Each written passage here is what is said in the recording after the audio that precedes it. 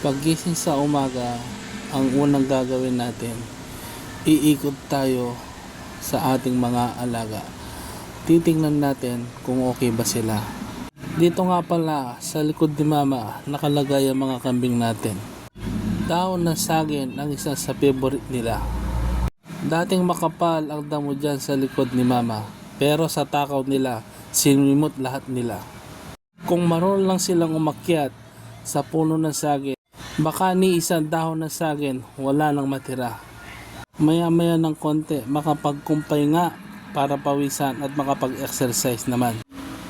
Dumako naman tayo sa likod para makita ang mga baka natin. Kumakain na ba sila o natutulog pa? Talagang swerte tayo mga cubs.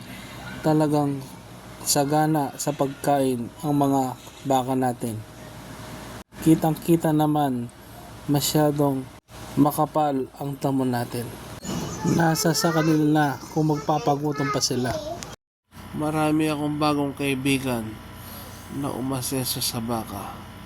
Kung noon nag-aaral tayo, bawal ang mangopya.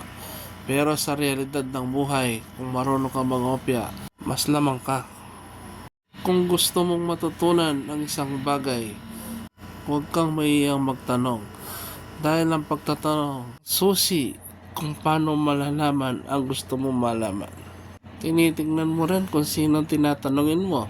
Baka yung tinatanungin mo yung mga nagsasabo, nagiinom, may bisyo, patay tayo dyan. Sigurado hindi ka aseso pag sila ang hinidolo mo.